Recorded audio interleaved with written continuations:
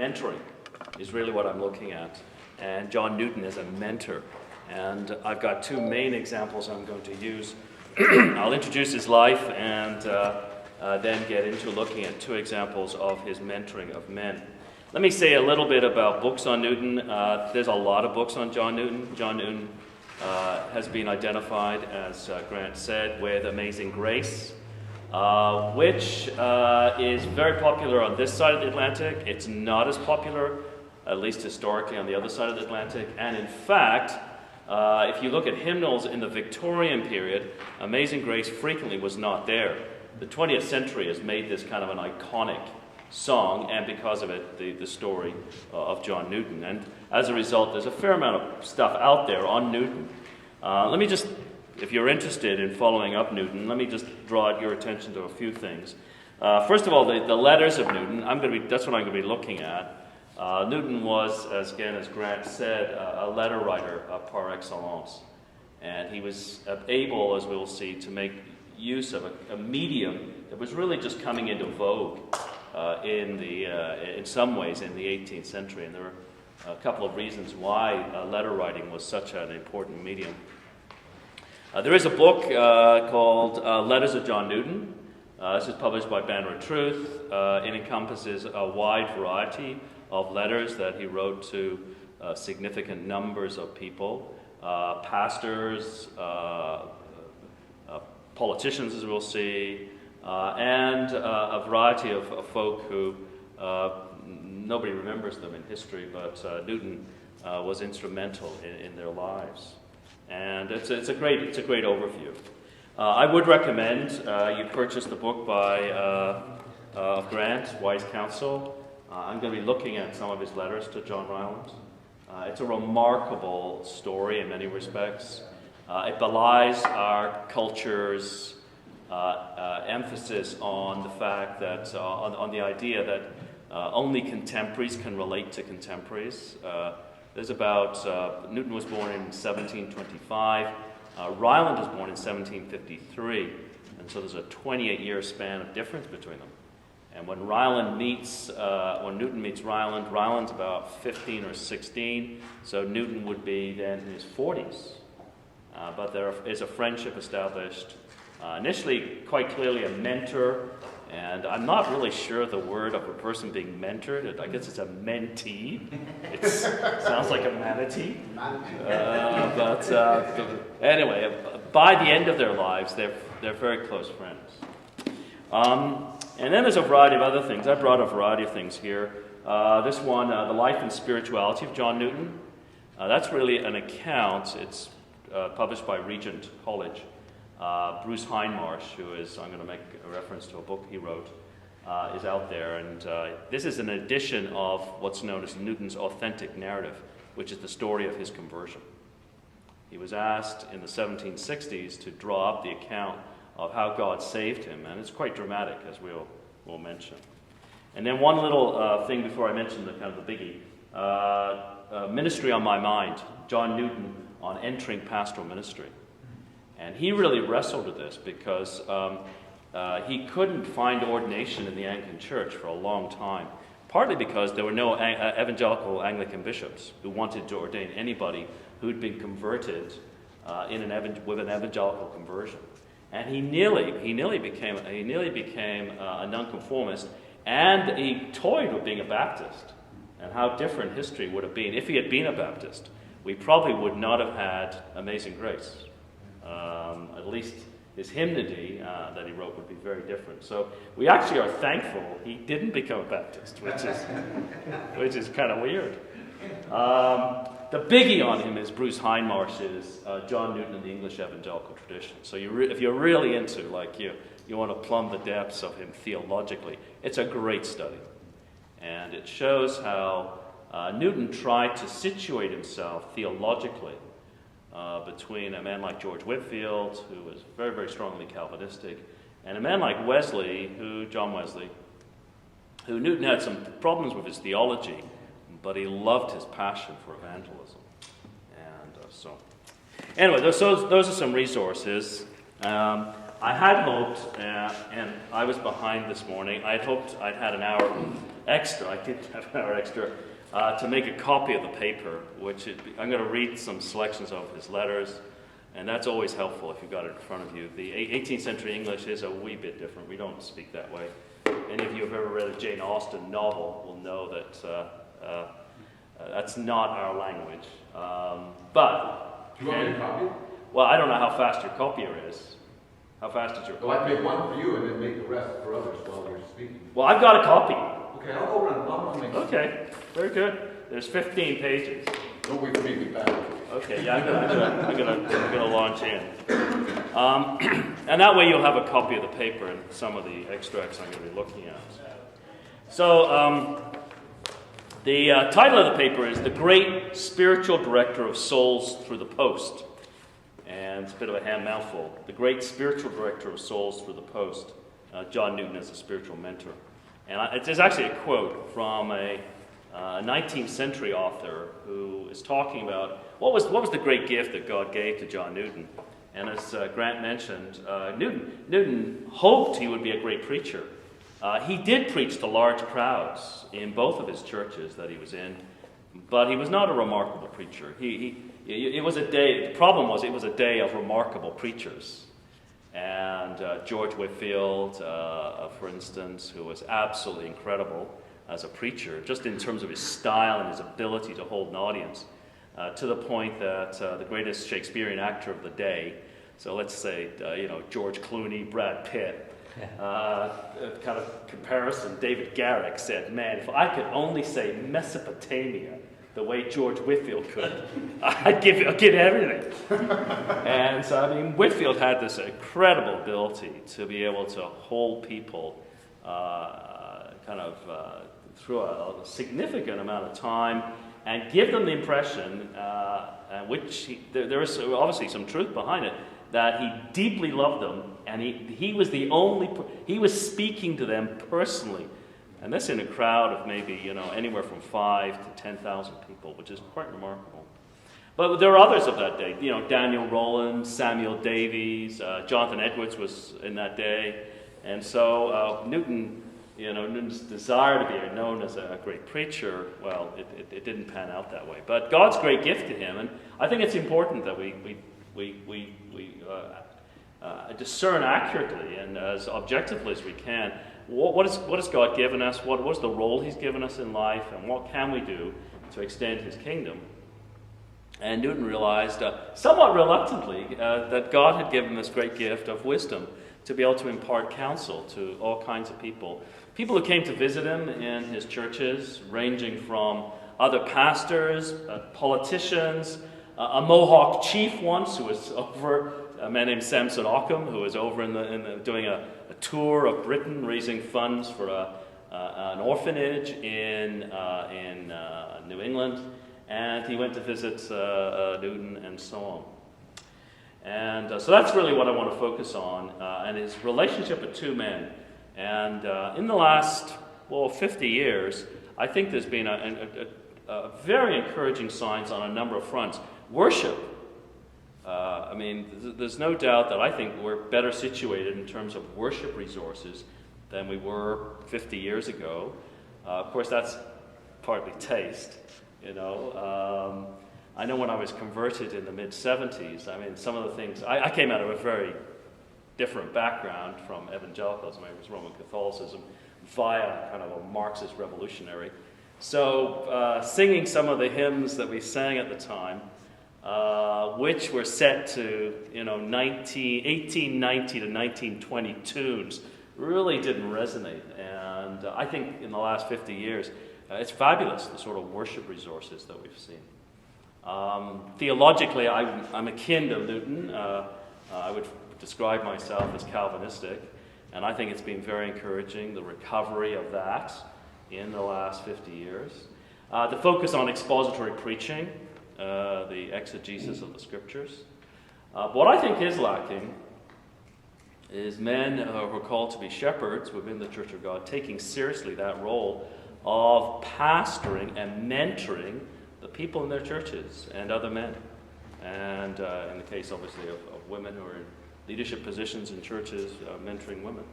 I think there's a huge failing here. And it disturbs me deeply that some men feel, that they've done enough when they preach the word on a Sunday morning. And Newton, I think, is a great example for us of how to go about mentoring others and discipling them. So that's really the burden of the paper. And I'm obviously looking at it historically, but there is a contemporary relevance. In a groundbreaking article on the way that letter writing connected various streams of revival in the early years of the 18th century, a woman historian named Susan O'Brien identified 10 ministers who were at the center in the early 18th century. 10 ministers, this was an article published in the 1980s, who were at the kind of center of a host of streams of revival in America, in England, in Wales, in Scotland, and to some degree in Ireland.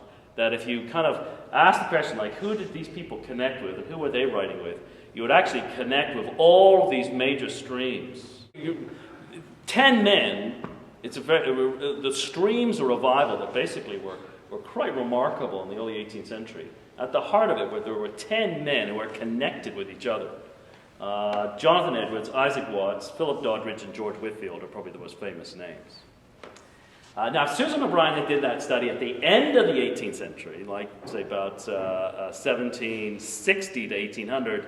At the heart of those men would have been John Newton. I mean, it's amazing who he was connected to. Many men he never met. He didn't have the advantages even of what we have, like Skype and the various social media where you can see pictures. It was simply through letters. He estimated by the 1790s that he had about 50 to 60 letters regularly that were unanswered. That's how much he was behind every week in terms of unanswered mail, which is very encouraging. Yes. If you think of the amount of email, that can kind of come flooding through, and you get behind on the stuff, and that's great. This is nothing new. John Newton was behind. And what Newton discovered was the letter writing. And for us, the medium will be different, I suspect. Definitely going forward in a world in which schools are now actually teaching cursive handwriting. Wow. There are a lot of schools, at least in the States, I'm not sure if it's being entertained here in Kentucky, they're dropping cursive handwriting. They've already dropped it. Have they already dropped They're it? not teaching cursive. Yeah? It must be killing you. My kids are very... It's good. I'm thinking this is going to be really problematic in the future, but it's just. But we have other social media, and so as you're listening to what I'm talking about, translate that over into other social media. Newton, let me say a little bit about his life. He's born in 1725. He would die in 1807, so he lives till the age of 82. There is one contemporary kind of media representation of Newton, and beyond the association with the iconic Amazing Grace, and that's in Amazing Grace, the movie, with young Griffith playing William Wilberforce. And it's a great movie. If you've not seen it, see it. Be aware that there are some major historical bloopers. For instance, they're singing Amazing Grace at his Wilberforce's wedding, to the tune that was not associated with the hymn until the 1820s in America, which is Nettleton. And so there's some major bloopers like that. The big disappointment of the movie is the portrayal of Newton. He looks like some medieval monk. And I'm thinking, like, where did they ever get this? Who came up with that?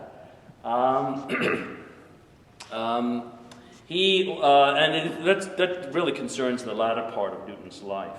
Newton was born then in 1725. His mother was a believer, and through his mother he had an early exposure to the gospel. She took him to a church, a Congregationalist church in London that was pastored by a man named David Jennings, who was a very close friend of Isaac Watts. And when Isaac Watts started coming out with his hymns, David Jennings was using them, which was quite revolutionary. Using hymns with their people. We're not the first people to go through worship wars, and the 18th century is a big place of worship wars. Should you sing hymns? And the traditional vehicle of singing was the psalter.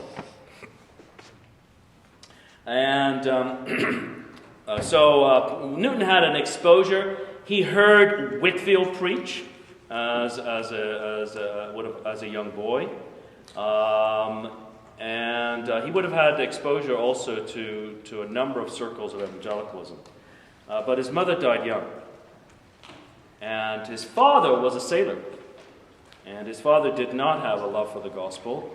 And so it is that his father took him to sea. And over the next number of years, this is now into the 1730s, late 1730s, early 1740s, Newton basically tried to rid himself of all of his evangelical influences. He became a deist initially. That is, he believed in God, but not the God who reveals himself in Scripture, the God who makes heaven and earth, and that's it. And let me give you the exact place where I am. I'm on Page 3. Yeah, I'm at the top of page 3, thank you. 4 years after the death of his mother, so I can now I'll read along and then I'll have excursions. 4 years after the death of his mother in 1732, Newton's father, also called John Newton, captain in the merchant marine, took his son to sea with him. Over the next 12 years, as a sailor, Newton sought to rid himself entirely of his mother's godly instruction. He embraced the free viewpoint of a free-thinking deist, came to be adept in ridiculing Christianity, and liberally peppered his speech with coarse language and blasphemies. Because what I wanted to do this morning is not so much a study of his conversion, you'll need to go to a thing like the Authentic Narrative or pick up one of the books on Newton. It's a tremendous story, probably the most colorful conversion of the 18th century. In his words, "My whole life, when awake, was a course of most horrid impiety and profaneness. I know not that I have since met with so daring a blasphemer. Not content with common oaths and imprecations, I daily invented new ones." Along with this, there was a certain degree of sexual immorality. He was involved in the slave trade.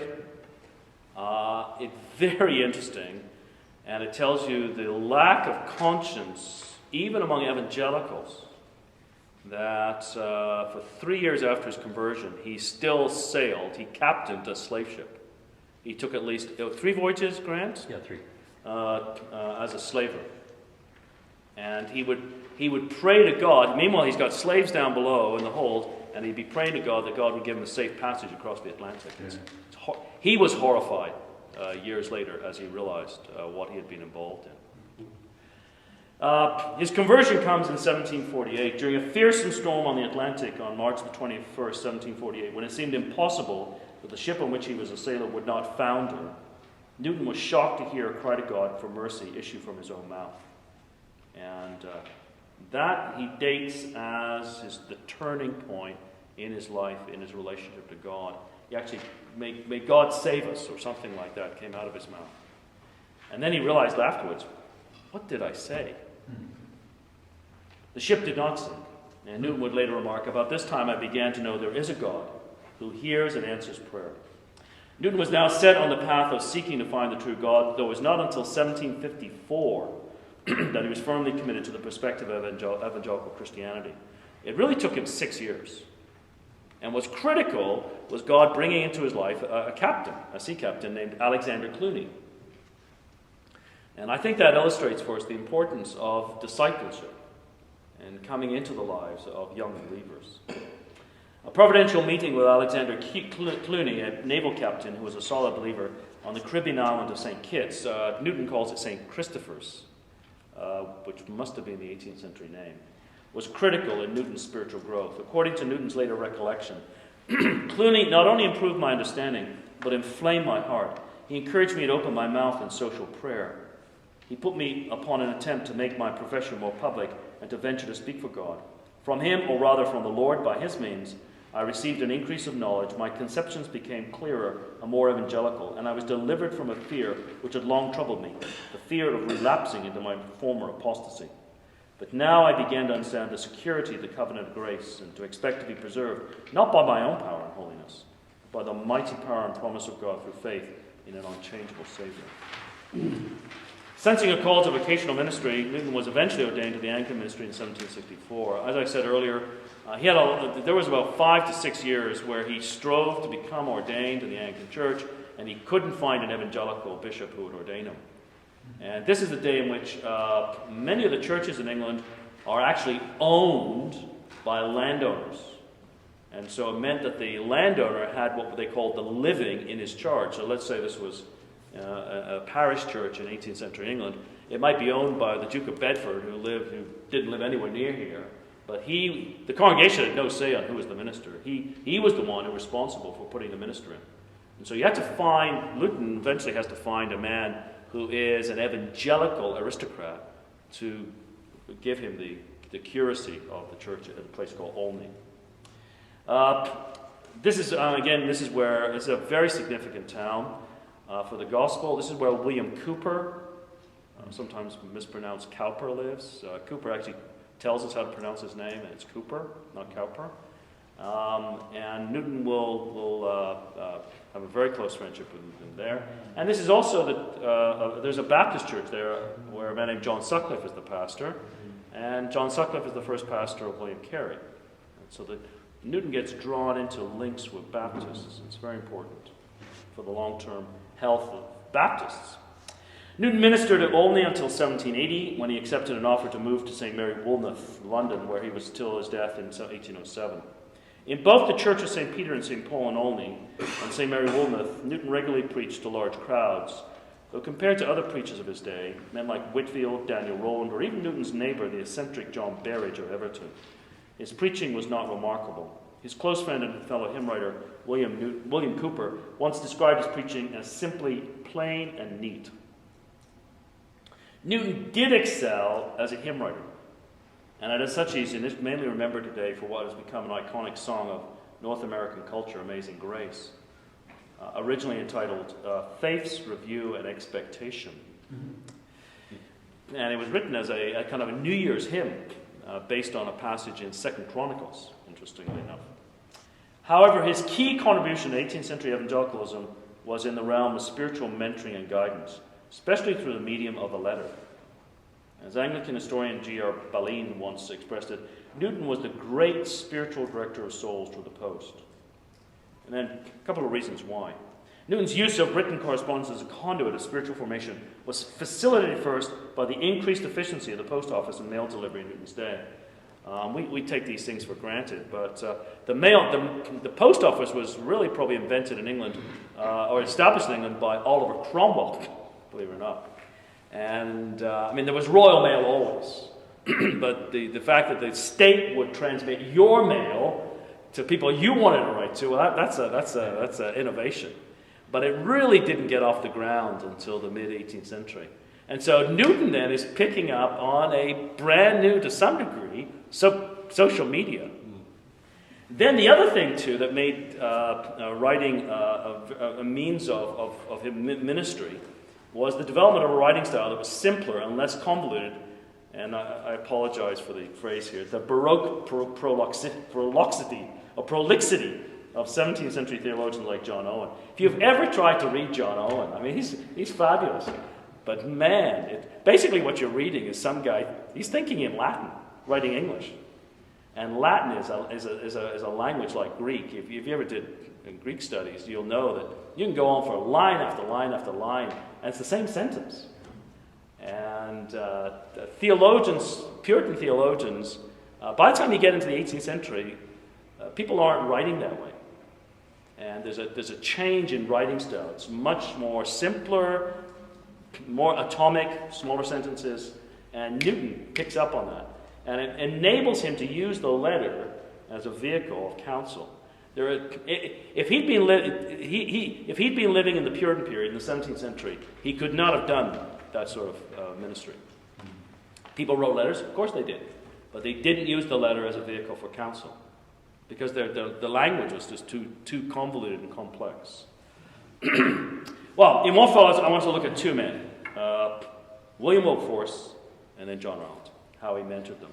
I had originally intended, and then I realized I already had enough. I originally intended to look at his ministry in the life of Thomas Scott, Very quickly, Thomas Scott was one of his neighboring ministers who was a deist. And he came into contact with Newton when he found out Newton was crossing parish lines, which you don't do, and ministering to a man who was dying. And Scott said to Newton, like, what earth are you up to?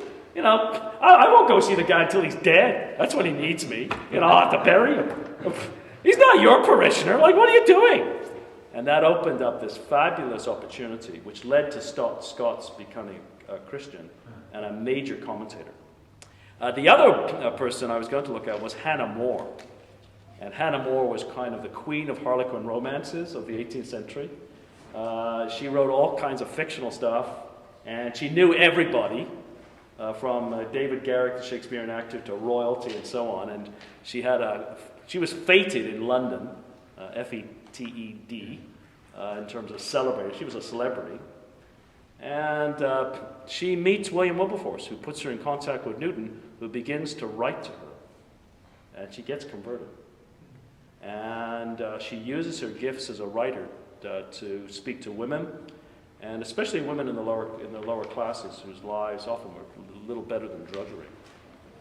So I was going to look at his mentoring of her, but we're going to look at two people, and then a letter that he writes to a widow at the end.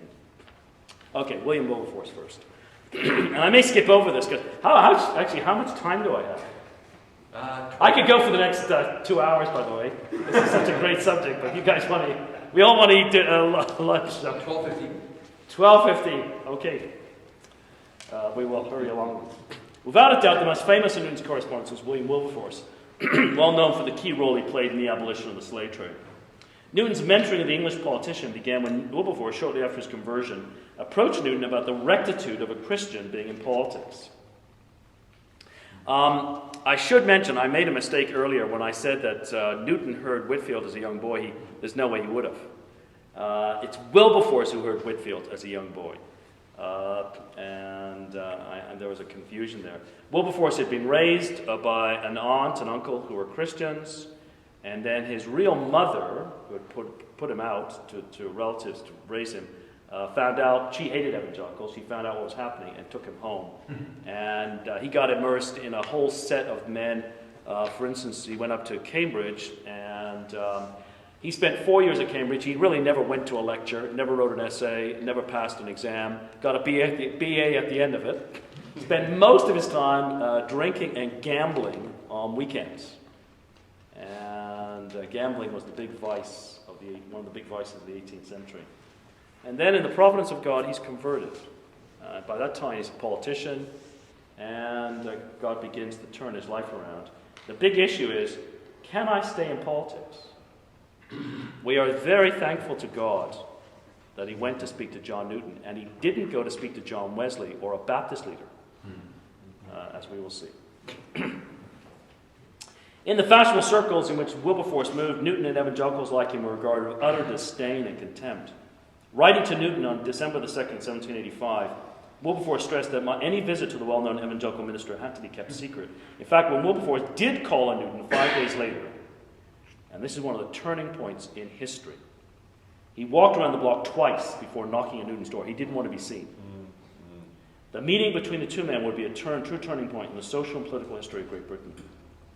Wilberforce was contemplating leaving the realm of politics. For a number of 18th century evangelical communities, particularly the Methodist followers of John Wesley and some of the Calvinistic Baptists, politics was a worldly occupation from which the believer was best to separate himself or herself.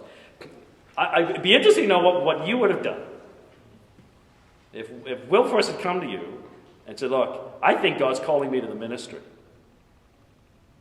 And Wesley would have told him, get out of politics. It's just a filthy realm. Get into the ministry. And a lot of Baptists would have told him the same. And we are very thankful that Newton didn't tell him that. Anglican evangelicals like Newton, however, did not view their Christian discipleship in such a countercultural light. And Newton wisely encouraged Wilberforce to stay in the world of politics. Some words that Newton wrote to him a couple of years later well capture the essence of his advice to the young convert. It is hoped and believed the Lord has raised you up for the good of his church and for the good of a nation. Newton was well aware of the challenge of being a Christian and a politician. As he wrote of Wilberforce to his good friend William Cooper the year after Wilberforce came to see him, I hope the Lord will make him a blessing, both as a Christian and as a statesman. How seldom do these characters coincide, but they are not incompatible. Nor did Newton simply direct Wilberforce into the calling God had chosen for him, but over the next couple of decades, Newton proved to be the ablest and most devoted of spiritual mentors. For example, in 1785, Newton stated he hoped and trusted Wilberforce would derive his wisdom from, quote, your attention to the Word of God and the throne of his grace, end of quote. Nevertheless, when pressed by Wilberforce, Newton did give Wilberforce advice in such matters as how far a Christian might accommodate himself, quote, to the prejudices of those about us with the hope of winning them. In other words, to what degree can we compromise? What areas can we compromise in? What are areas that we have to be absolute bedrock firm? And what areas are they're tertiary issues, and they're neither here nor there. We may have convictions on them, but where can we be flexible? He warned Wilberforce that an upright, conscientious man could not wholly avoid the censure and dislike of the world, so far as religious principles are concerned, but urged him to square his life according to the precepts and spirit of the gospel. Newton then outlined the areas of godly living from which he perceived a believer in a public position dare not receive. Newton does help Wilberforce develop profound awareness of life sub specie aeternitatis. That's under the kind of eternity, or in the light of eternity. In light of eternity, how should he live his life as a politician? And the importance of using his time on earth for good.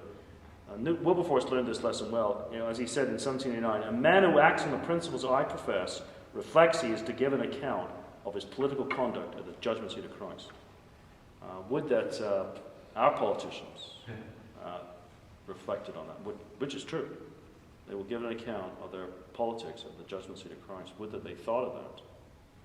It needs noting there were occasions when Newton turned to Wilberforce for help. For instance, he occasionally told Wilberforce about the needs of fellow believers or clergy in dire straits if he thought Wilberforce might be able to help him. For instance, I think he only met Carey once. Grant? Did he ever meet Carey? Yes, he did. Okay.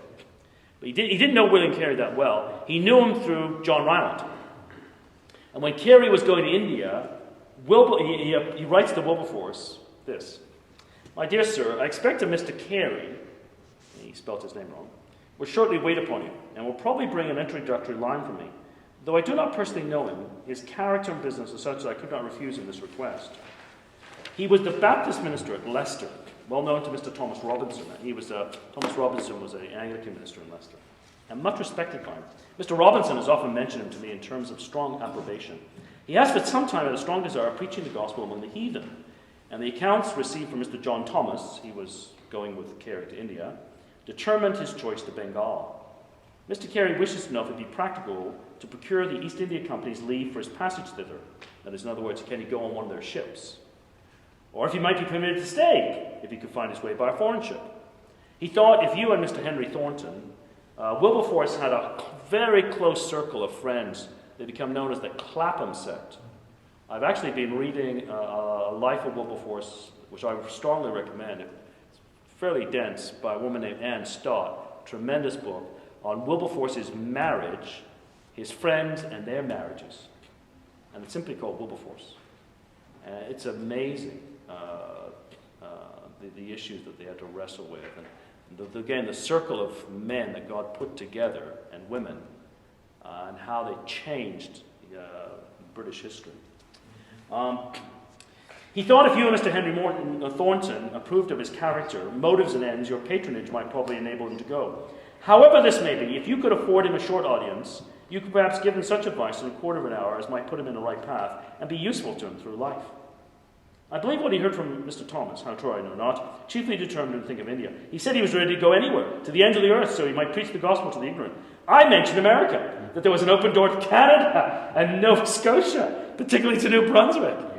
I mean, you just think, what if Carey had gone to New Brunswick? This is 1790. Well, I guess there were some people in New Brunswick. And Nova Scotia was an actual colony, well, had been a colony.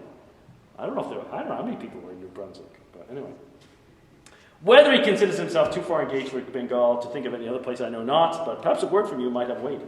For what Mr. Robinson had said of him, I believe he may be depended upon as a faithful man. His zeal to be a missionary is not the fight of a warm fancy, but the desire of a man who is willing to give up and to hazard everything for the glory of God and the good of souls.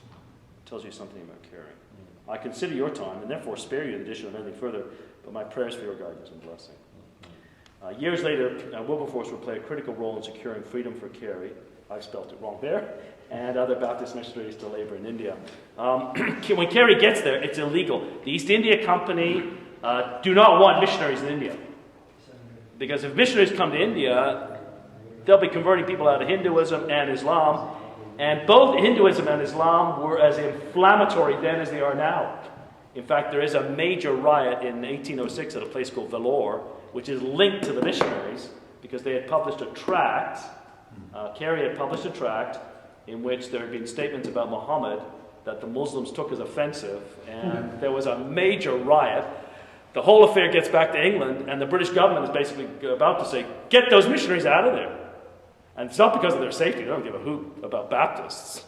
It's because they don't want riots in where the East India Company is set up. The goal of the East India Company was basically, to put it bluntly, to rape India. To get as much money out of the country with as little they put in. Now that would change.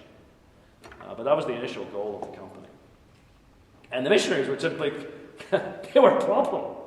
And the British government is going to ban missionaries to go to India.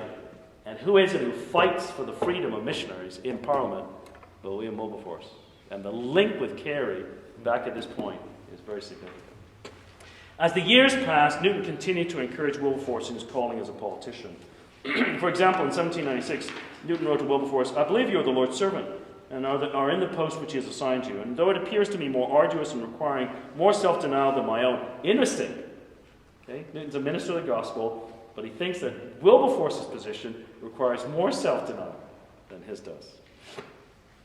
I know that he who has called you to it can afford you strength according to your day. Let me jump over, and I want to encourage you, the material I can't read that you would look at later. The last paragraph, nearly 2 years after Wilberforce went to see Newton about the state of his soul and his calling, the former wrote in his diary, Wilberforce, these words, as he contemplated his future service for God. This is now 1787. God Almighty has placed before me two great objects, the suppression of the slave trade and the reformation of manners. And the first of these objects would occupy Wilberforce for the next 20 years. And when it was achieved in 1807, it is one of the great moral triumphs of the gospel. There is no way you cannot see, to me, one of the great events of the 18th century is Britain's abolition of the slave trade. And they did it not because it was advantageous to them. They lost billions of contemporary dollars in doing it, maybe in the trillions. And the abolition of the slave trade, and then the abolition of slavery, which didn't happen until 1833. And Wilberforce heard of it only a few days before he died. By that time, he was out of politics. Technically, he was no longer a member of Parliament. But he spent his life, he spent the best part of 46 years fighting on this front. And it's it is the gospel. There were political philosophers who had problems with slavery, but it was the gospel, the overpowering impact of the gospel as a result of revival. And that's why I'm very convinced that when there's true revival, there's moral cleansing of culture. And it has an overflow into culture. And this is a tremendous impact of the gospel. And behind it is John Newton. And everybody remembers William Wilberforce, but Newton was the critical figure that basically served as his spiritual guide and mentor during those years. And then the second figure is John Ryland. For a second example of Newton's spiritual mentoring, we turn to his friendship with the Calvinistic Baptist John Ryland Jr. And I say a little bit about him, and again, you can look at this later. He was a pastor. Newton met him in 1768 when Ryland was 15. So I'm second to last line from the bottom of page 8. Newton's friendship with Ryland dates from 1768, a few years after the former, as Newton had become the curate at the parish church in Olney. And when the latter, Ryland, was living not far away in Northampton. Newton wrote to Ryland in 1795, when you were a lad and I a curate, and we've gone on till you were grown into a doctor. He got a an honorary doctorate from Princeton, I think, and I'm dignified with the title of rector. Though belonging to different generations and different denominations. Newton's an Anglican, yes, Calvinistic, evangelical. Ryland's obviously Calvinistic, evangelical, he's a Baptist. A generation before, if you'd asked the great theologian John Gill, Baptist theologian, is the gospel preached in the Church of England? No. Can the gospel be preached in the Church of England? Absolutely no way. It is a false church. She is a daughter of the whore of Babylon. The whore of Babylon is the Roman Catholic Church. And the Anglican Church, she's not exactly as bad as the Catholic Church, but she might as well be, because it's just a polluted body. And when the revival started taking place, which actually, it was Anglicans. For 50 years, it was only Anglicans. And the Baptists, led by Gill, said, there's no way this is true. Because can God save Anglicans? Well, he can, but they've got to come out of the Anglican Church and become Baptists. So it's amazing. This friendship is amazing. And the Baptists had ground themselves down into the dust. And the reality was they had to learn from the Anglicans what spiritual revival was about. And this friendship then is very, very important. Near the end of his life, Newton could write to his friend, if, as is possible, this should be my last letter to you, keep it as a memorial of the love I bear you. And of my thankful remembrance of past times, when being within a few miles we could see each other often, take sweet counsel together, and go to the house of our God in company. And in 1824, the year before Ryland died, the Baptist pastor recalled, Mr. Newton invited me to visit him in Olney in 1768, and from thence to his death, I always esteemed him, and Mr. Hall of Arnsby, he's a Baptist minister, as my wisest and most faithful counselors in all difficulties. Now, that's an interesting thing, because Ryland's father was a Baptist minister. But his father, and I'm going to look at his father, was a problematic figure in some ways. And jump over the paragraph. The elder Ryland was one of the leading Calvinistic Baptist pastors of the 18th century, and throughout his life maintained cordial relations, this is unusual, with Anglican evangelicals like George Whitfield and James Harvey. According to the Congregationalist preacher William J., and jumping down to quote, John Ryland Sr. was much attached to many other preachers, less systematically orthodox than himself, and laboured his opportunity offered with them. He was indeed a lover of all good men, and while many talked of candour, he exercised it. Though he was a firm Baptist, he was no friend of bigotry or exclusiveness. Yet the elder Ryland was also very candid and often quite incorrigibly impetuous, and sometimes very unwise in his choice of words, all of which gave his son much anguish of heart. It was Ryland, for example, who at a meeting of the ministers of the Northamptonshire Association in 1785 asked William Carey, who had just become the minister of the Baptist cause in the village of Moulton, Northamptonshire, to offer the meeting a subject for discussion. Carey proposed, thinking about Matthew 28, 19, 20, is it a command to go to all the nations? And there's considerable debate about what Ryland said. He either said one of these following two things. He said something like this, the middle of the quote, the middle of the indented quote.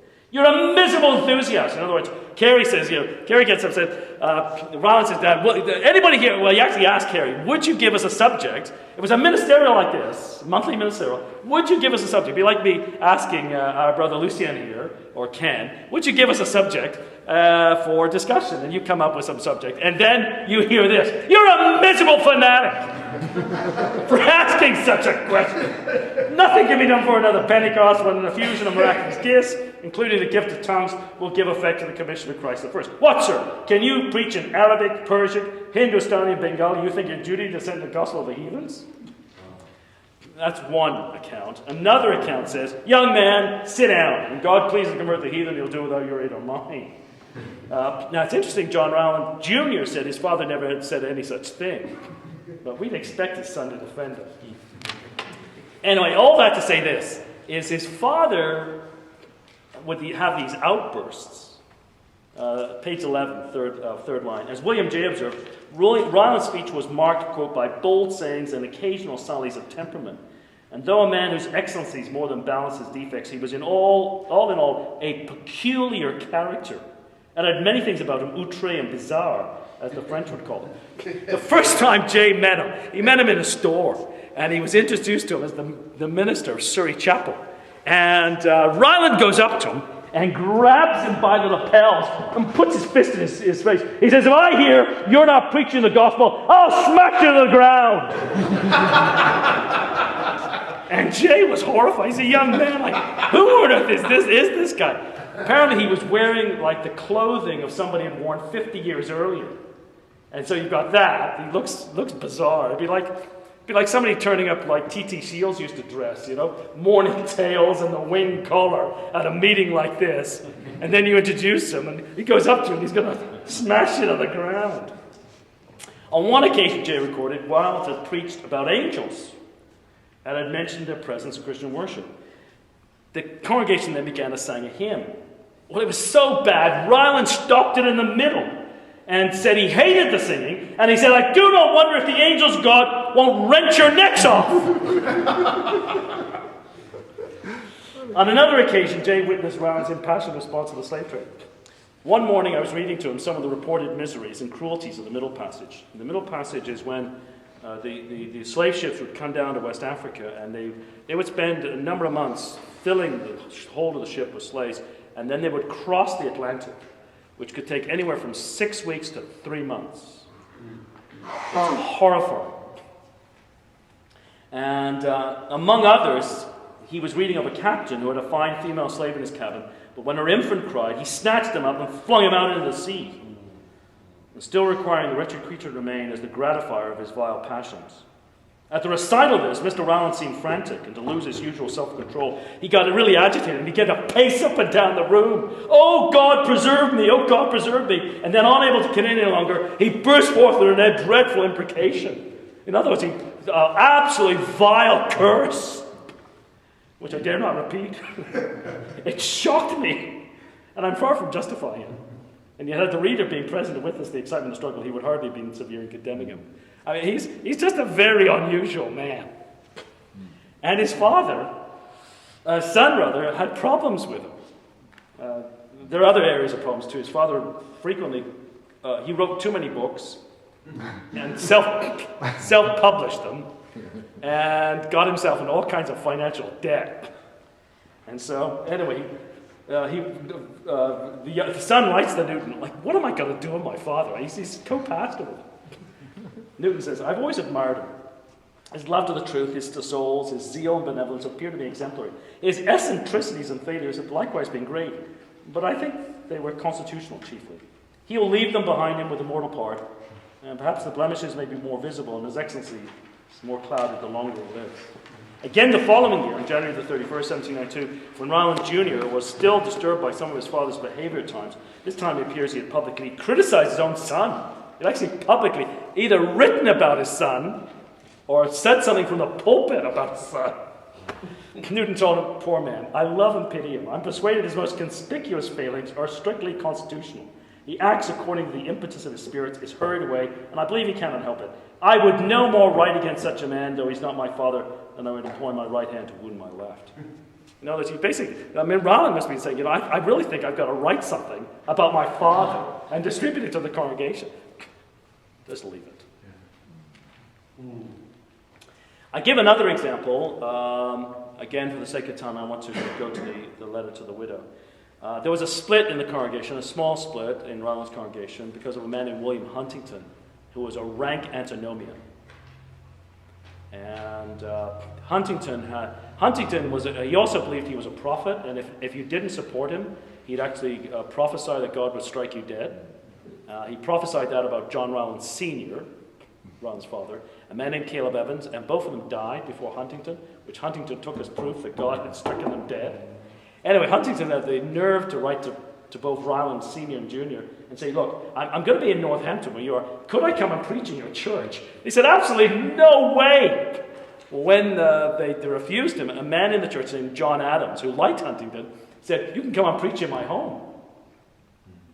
And the result was a split in the congregation. And Huntington writing books against the Rylands. And Ryland writes to Newton and says, look, I think I got to write a book against this guy. Just leave him alone. His own, the way he's gone about the attack on you will bring him into contempt. Just leave him alone. And it was very wise advice. And I don't know if you've ever encountered anybody like this, maybe through social media can be pretty wicked. And there are people out there, you just don't tangle with them, because they'll get you into this kind of cycle. And it was very wise advice. Well, I spell all that out, but let me turn to page 13 and the letter to the widow. Finally, let me conclude in considering what it was like to get a letter from him. Well, consider this one that he wrote to Sarah Pierce, the widow of Samuel Pierce. Samuel Pierce is one of my great heroes. He's a Calvinistic Baptist. He was 33 when he died. A very close friend of Rowland and William Carey. A man for whom Newton had great respect. Newton met him probably 2-3 times. He never met Sarah. Pierce had died in October. Newton wrote to his wife on November the 4th. It was about a 3-week hiatus.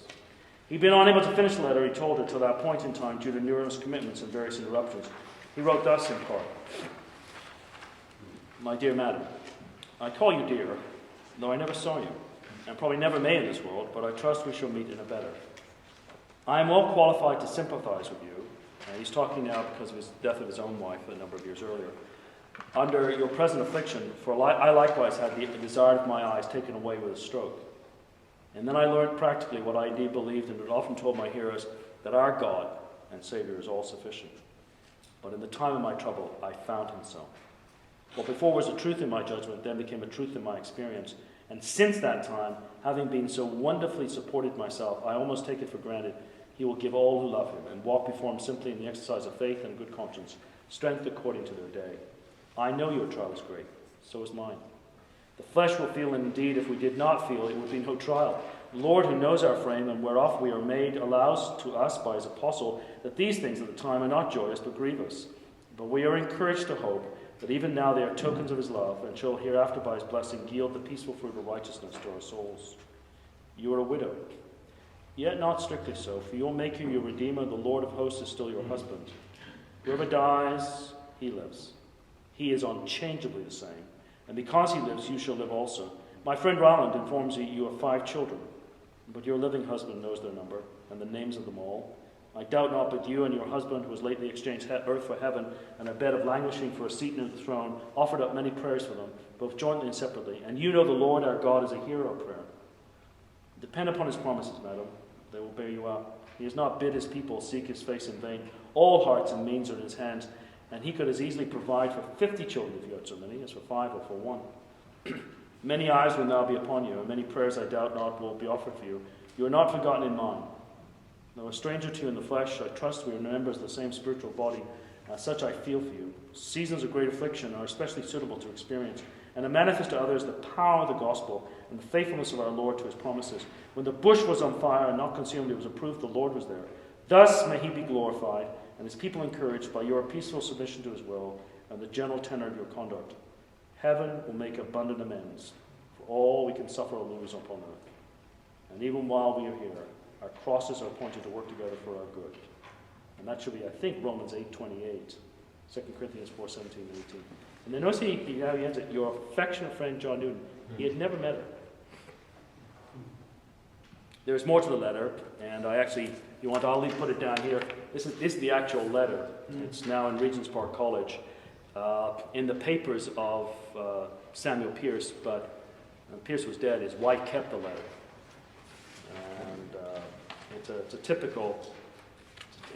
typical Newton letter. It's absolutely tremendous, and his ability to comfort.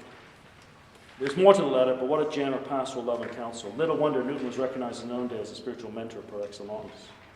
Now here, my concluding point. Here, John Newton can help us enormously, for this surely is one of our great needs. True shepherds who will mentor and disciple God's people. I personally rejoice in the great recovery in biblical theology, expository preaching, worship that has transpired in the past 50 years, but all of this must be accompanied by a passion for mentoring and shepherding, which will help secure the integrity of these other vital areas